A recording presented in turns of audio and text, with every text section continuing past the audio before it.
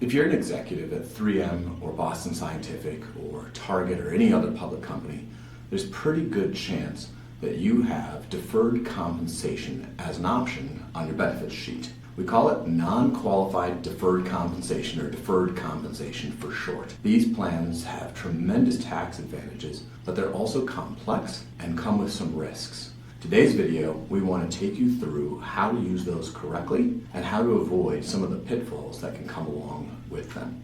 I'm Bjorn Amundson, a financial advisor with Quarry Hill Advisors. If you ever feel like this is too much trouble or too complex, or you could benefit from having a guide, just click the link in the video description and you can schedule a complimentary meeting with me or one of the advisors here at Quarry Hill Advisors. And as always, don't forget to hit the subscribe or the like button at the bottom to receive more educational content from us. So what is deferred compensation? Well, first off, deferred compensation is when you elect to not receive part of your compensation with the promise that you'll receive it at a later date. This first came about in the 1980s when a congregation decided to set up a special trust to not pay one of their rabbis until a later date and pay it as a retirement benefit to him. The IRS actually challenged it and ended up agreeing that the money wasn't technically his, and so they couldn't tax it yet. And the downfall of that, though, is the money is the corporation's money, or in this case, it was the synagogue's money, and it remains their money, and as it's their money, it is something that they could lose and would be subject to their creditors. So this is how it works with a major public company. You elect to not receive part of your compensation today, and it grows, and they ideally hold it in a separate trust for you. But if something happens to that corporation, you could end up losing your deferred compensation. So let's talk about exactly how this works.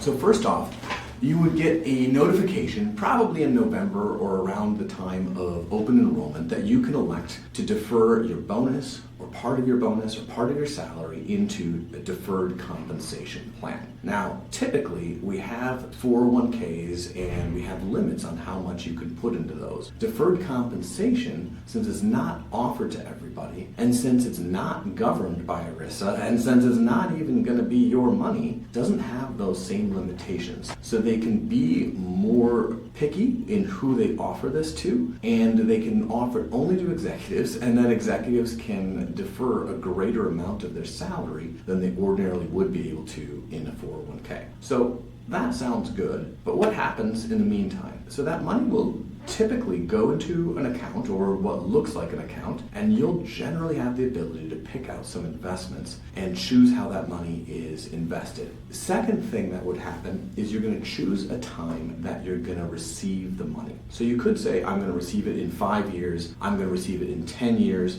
you could say I'm going to receive it at retirement, or you could say I'm going to receive it upon separating from the company. So a lot of people will mess up here, and they will say, I want to receive the money in, 5 years, not realizing or not thinking about the fact that they will still be working in 5 years and be at an even higher tax bracket at that time. So most often, if you're going to use this right, you want to probably defer this to a time when you're going to be in a lower tax bracket or have a significant need for that cash. So it could be maybe when the kids are in college, or more likely at a time when you are retired or taking a lower paying job. Now, when you take that money out, you're often given the choice. Do you receive it in a lump sum, or do you receive it over 5 years, or 10 years, or whatever? So you're going to pick your starting date, and you're going to pick how long you're going to receive that money over. Last of all, these plans all vary quite a bit. They're going to vary in terms of how much you can put in, what the investments are, and then they're going to vary in what the distribution options are. And you need to be careful, because you could have a situation where a person just says, well, yeah, pay it out to me at retirement every single year. Well, if it all comes out at retirement and you have $1 million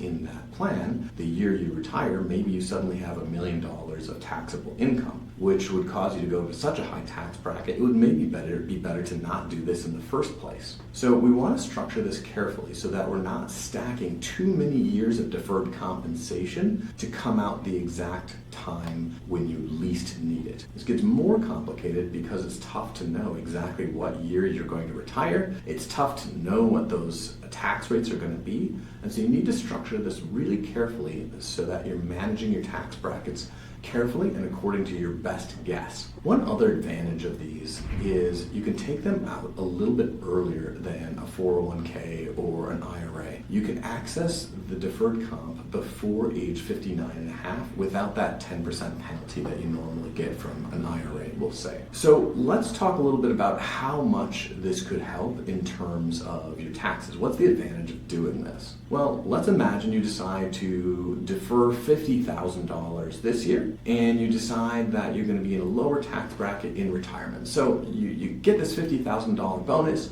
and in situation one, let's just say you take it home. And so you take that $50,000, but you're making a lot of money, so you're in the 35% federal tax bracket and the 9.85% Minnesota tax bracket, and so that's 44.85% total tax. So your bonus, after all of those taxes, only ends up being about $27,500. So you're paying quite a bit in taxes there, but you know the long term and you know how to invest. So you put it in an account, and it's a taxable account, so there's some capital gains and dividends, but it doubles over 10 years and you end up with $55,000. Of course, when you sell at that point, then you're going to have to pay some taxes again. And so that's where you're going to have, let's say, 15% federal taxes, and then you're going to have the Minnesota taxes. We'll call those 9.85. And so there's another 25% or so that's gone. So that takes away another $13,700 in taxes, and it leaves you around $41,000 after 10 years. So $50,000 bonus, it gets taxed.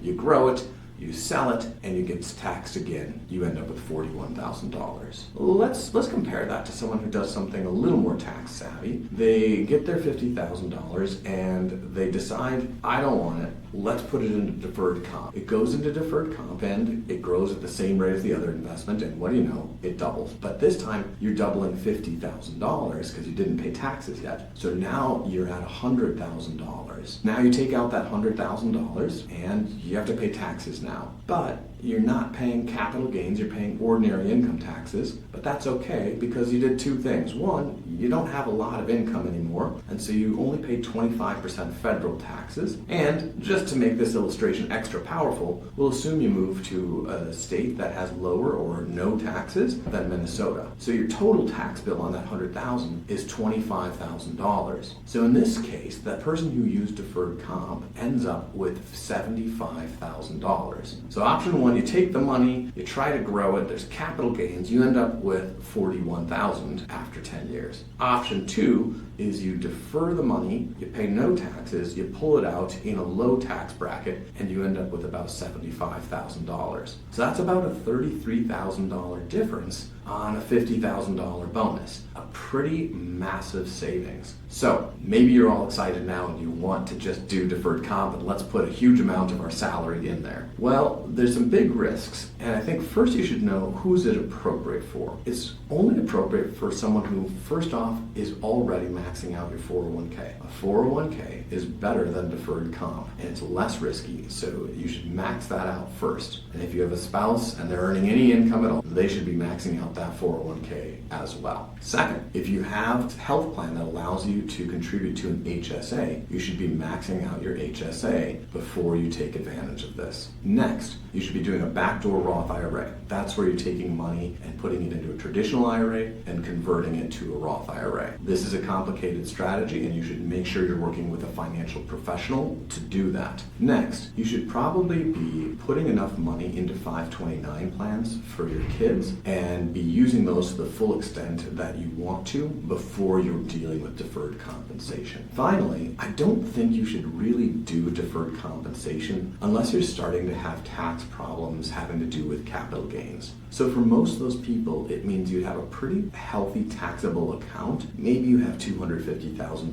or more, where capital gains are really starting to be a problem. So we want to max out the 401k, HSA, 529s, backdoor Roth IRA, starting to have tax problems, and we still have money left over from our income that we wish we could defer, and we're willing to take a little bit of a risk. So what's this risk I keep talking about? The risk is that your deferred compensation isn't guaranteed. This is an unsecured promise by your company, and if that company fails, you could lose it all. Now, everyone loves their own company and they have a lot of confidence in their own company. However, remember, there's American Airlines, there's Blockbuster, Chrysler, Delta, Lehman Brothers, Radio Shack. There's countless companies that have faced really serious financial problems. A lot of the time, it's unexpected and quick. And last of all, if this benefit is going to be of any use to you, it means you have to be deferring the compensation for a long time. So we're probably deferring it for 10 years, and then maybe we're pulling it out for 5 years in retirement. So maybe you're confident in your company today, but are you confident in them for the next 15 years, especially if you're not there anymore? So once we make these elections, we can't just rip the money out of the deferred compensation when things start looking bad. We literally have to wait and hope that everything ends up okay. So last of all, you should remember that if